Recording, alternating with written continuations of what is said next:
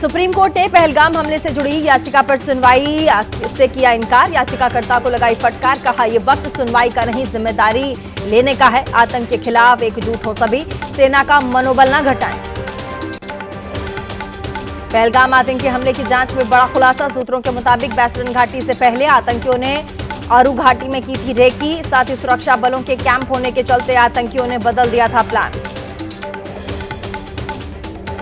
जम्मू कश्मीर के अलगाववादी संगठनों के समर्थकों के 100 ठिकानों पर एनआईए की छापेमारी। एनआईए सूत्रों के मुताबिक पहलगाम हमले के बाद हुई छापेमारी में बड़ी संख्या में देश विरोधी चीजें मिली हैं। प्रतिबंधित संगठनों पर ओवरग्राउंड वर्कर्स का नेटवर्क तैयार करने का भी शक है। पहलगाम पहुंचे एनआईए चीफ सदानंद दाते ने आतंकी घटना वाली जगह का मुआयना किया। एनआईए टीम के साथ बैसरन घाटी पहुंचे सदानंद, साथ में जम्मू कश्मीर पुलिस के वरिष्ठ अधिकारी साथ मौजूद रहे। पहलगाम आतंकी हमले को देखते हुए जम्मू कश्मीर में सुरक्षा कड़ी कर दी गई। बैसरन घाटी के रास्ते पर सुरक्षा बलों की तैनाती। पहलगाम बाजार में सीसीटीवी कैमरे से की जा रही है निगरानी। पाकिस्तान से जंग की आहट के बीच सूरत पहुंचा युद्धपोत आईएनएस सूरत। बॉर्डर पर तनाव को लेकर अलर्ट मोड में भारतीय सेना। और हमले के डर से पाकिस्तान ने अपने एयर स्पेस में लगाए जैमर्स। पाकिस्तान के दिल में भारतीय लड़ाकू विमानों से हमले की दहशत। लखनऊ में 11 मई से ब्रह्मोस मिसाइल बनाने की होगी शुरुआत। रक्षा मंत्री राजनाथ सिंह करेंगे मिसाइल फैक्ट्री का उद्घाटन। जम्मू कश्मीर में लाइन ऑफ एक्चुअल कंट्रोल पर पाकिस्तान की ओर से गोलीबारी जारी। भारत पाकिस्तान के सैन्य अभियानों के महानिदेशकों ने हॉटलाइन पर बातचीत की है, पाकिस्तान को आगाह किया है। उरी के गांव में लोग खुद ही बना रहे घरों में बंकर। युद्ध की आहट। पाकिस्तान की तरफ से जारी गोलीबारी के चलते लोगों ने घरों में बंकर बनाने का फैसला किया। पहलगाम हमले के बाद एलओसी पर बढ़ा है तनाव। बारामूला में छात्रों को दी जा रही युद्ध के हालात से निपटने की ट्रेनिंग।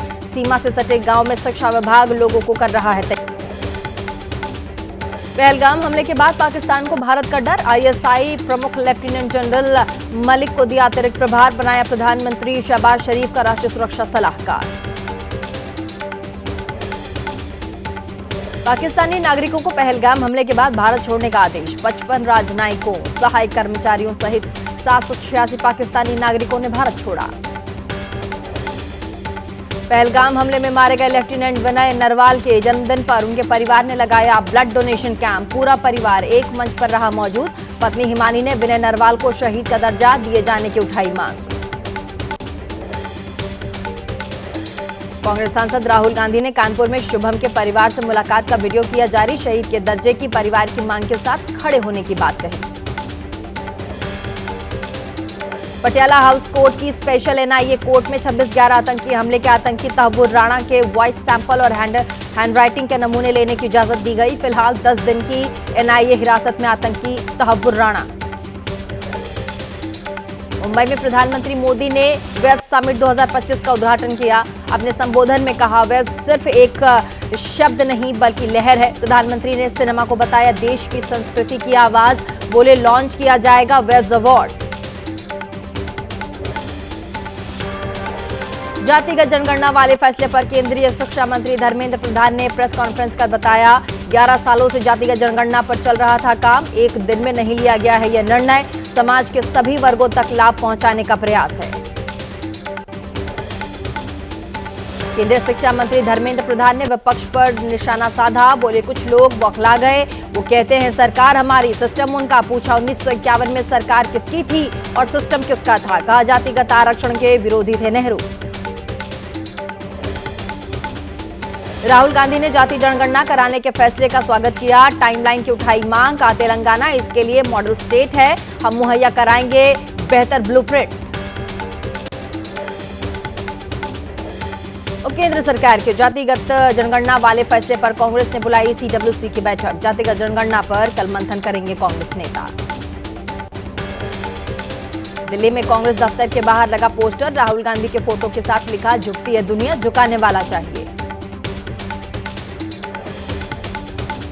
केंद्र सरकार के जातीय जनगणना वाले फैसले को राजद ने बताया लालू तेजस्वी के संघर्ष की जीत। कहा, आरजेडी दफ्तर में कार्यकर्ताओं ने आतिशबाजी कर मनाया है जश्न। कहा, लंबे अरसे से लालू यादव जातीय जनगणना की मांग उठा रहे थे। जातीय जनगणना को लेकर जदयू ने भी पोस्टर लगाया। सीएम नीतीश और प्रधानमंत्री मोदी की तस्वीर के साथ लिखा, नीतीश ने दिखाया, अब देश ने अपनाया।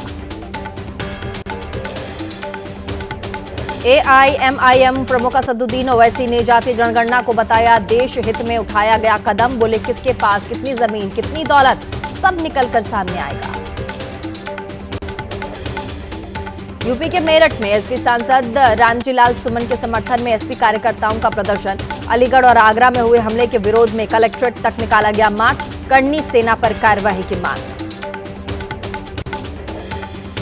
उत्तर प्रदेश के सभी जिलों में समाजवादी पार्टी का प्रदर्शन। रामजीलाल सुमन पर हुए हमले के विरोध में लखनऊ में एसपी कार्यकर्ताओं का प्रदर्शन। करनी सेना पर कार्रवाई की मांग करते हुए रामजीलाल सुमन की सुरक्षा बढ़ाई जाने की मांग। अंतर्राष्ट्रीय मजदूर दिवस के कार्यक्रम में शामिल हुई दिल्ली की मुख्यमंत्री रेखा गुप्ता। कहा, हर साल होगी श्रमिकों के परिवार की स्वास्थ्य जांच। गर्मी के मौसम में श्रमिकों को 12 बजे से 3 बजे तक आराम के लिए जारी किए जाएंगे निर्देश। महाराष्ट्र में 65वें स्थापना दिवस के मौके पर सीएम देवेंद्र फडणवीस ने महाराष्ट्र आंदोलन में प्राणों की आहुति देने वाले लोगों को श्रद्धांजलि अर्पित की। बड़े आंदोलन के बाद 1 मई 1960 को हुआ था महाराष्ट्र राज्य का गठन। भाषाई आधार पर अलग हुए थे महाराष्ट्र और गुजरात। आज गुजरात का भी है 65वां स्थापना दिवस। प्रधानमंत्री मोदी ने एक्स पर गुजरात के लोगों को स्थापना दिवस की शुभकामनाएं दी। लिखा, गुजरात ने अपनी संस्कृति, उद्यमशीलता की भावना। यूपी की राज्यपाल आनंदीबेन पटेल की पुस्तक चुनौतियां मुझे पसंद है के विमोचन समारोह में पहुंचे उपराष्ट्रपति जगदीप धनखड़। सीएम योगी भी मौजूद रहे। पुस्तक में प्रधानमंत्री मोदी के संघर्ष का भी जिक्र। राजनीतिक दलों को आरटीआई के दायरे में लाए जाने की मांग। मामले से जुड़ी याचिका पर आज सुप्रीम कोर्ट में सुनवाई। मामले पर केंद्र चुनाव आयोग को देना है जवाब। पंजाब हरियाणा के बीच जल विवाद। पंजाब के मुख्यमंत्री भगवंत मान ने कहा, हरियाणा ले चुका अपने हिस्से का पानी। अब पंजाब हरियाणा को एक भी बूंद अतिरिक्त पानी नहीं देगा।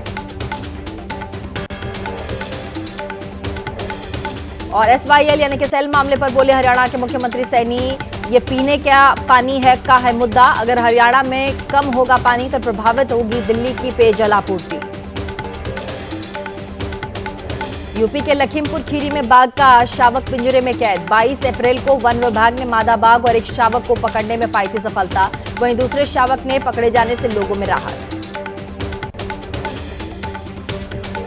मुंबई में भद्रकाली थाने से फरार हुआ जानलेवा हमले का आरोपी पुलिस को चकमा देकर पहले से तैनात दोस्त के साथ स्कूटी पर बैठकर फरार। पूरा मामला सीसीटीवी कैमरे में कैद।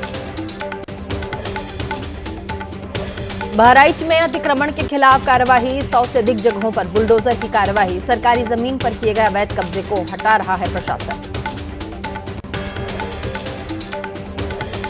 और दिल्ली के दिल्ली हाट में लगी भीषण आग। मौके पर पहुंची फायर टीम की 13 गाड़ियां। आग पर पाया गया काबू। लाखों की नुकसान की आशंका। आग लगने से दिल्ली टूरिज्म की 25 दुकानें जलकर खाक हुई। हैंडलूम्स, हैंडीक्राफ्ट की कई दुकानें स्वाहा। मेरठ में दिखा आग का तांडव। सड़क किनारे बनी दुकानों में लगी आग। धू कर जली लकड़ी से बनी दुकानें। शॉर्ट सर्किट के कारण बताया जा रहा है आग लगी।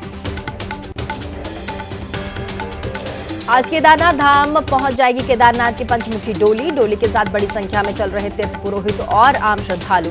कपाट बंद होने के बाद हर साल शीतकालीन गद्दी स्थल आते हैं बाबा। केदारनाथ धाम के कपाट खोलने की पूरी तैयारियां। 2 मई ठीक सुबह 7 बजे खुलने जा रहा है केदारनाथ धाम के कपाट। मंदिर समिति और तीर्थ पुरोहितों की तरफ से तैयारियां पूरी। कपाट खुलने के मौके पर केदारनाथ मंदिर पर की गई भव्य सजावट। बाबा केदार को फूलों से सजाया गया। 108 क्विंटल फूलों से सजा बाबा का दरबार। और चारधाम यात्रा शुरू होने पर बोले उत्तराखंड के मुख्यमंत्री पुष्कर सिंह धामी। कहा, चारधाम यात्रा पर आने वाले सभी तीर्थ यात्रियों का स्वागत है। तीर्थ यात्रियों की सुरक्षा हमारी प्राथमिकता है।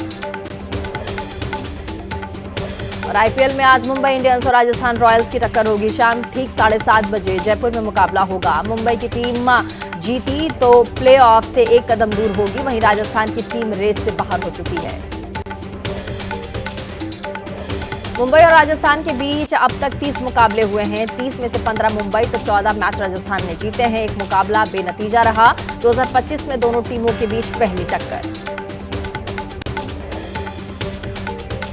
आज के मैच में राजस्थान के कप्तान संजू सैमसन की वापसी मुमकिन है। उन्हें दिल्ली के खिलाफ मैच में चोट लग गई थी।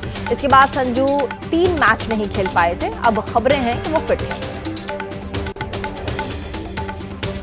पंजाब किंग्स ने चेन्नई सुपर किंग्स को 4 विकेट से हराया है। चेन्नई ने पंजाब को 191 रन पर बड़ा लक्ष्य दिया। पंजाब ने 2 गेंद पहले मैच अपने नाम किए। पंजाब से हार के बाद चेन्नई की टीम आईपीएल के प्लेऑफ की रेस से बाहर। चेन्नई के 100 मैच में 8वीं बार। वहीं पंजाब को प्लेऑफ में पहुंचाने के लिए अब 4 में से 2 मैच जीतने हैं।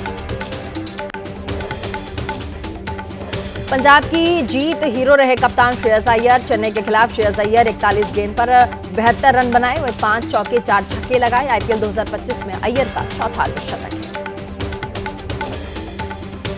पंजाब के प्रभसिमरन सिंह ने चेन्नई के खिलाफ अर्धशतक लगाया। 54 रन की पारी में प्रभसिमरन ने 5 चौके और 3 छक्के जड़े। प्रभसिमरन और श्रेयस अय्यर के बीच 72 रन की साझेदारी हुई।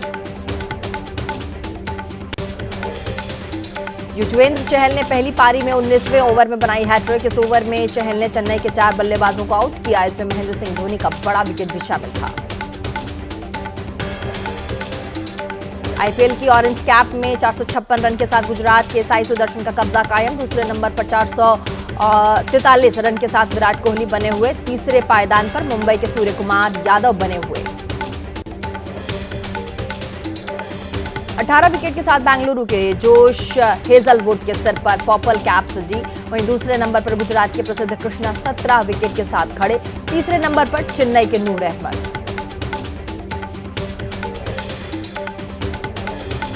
आईपीएल की पॉइंट्स टेबल में बेंगलुरु की टीम 14 पॉइंट के साथ टॉप पर रही। वहीं कल रात जीत के साथ पंजाब की टीम दूसरे नंबर पर पहुंच गई। तीसरे नंबर पर मुंबई का कब्जा।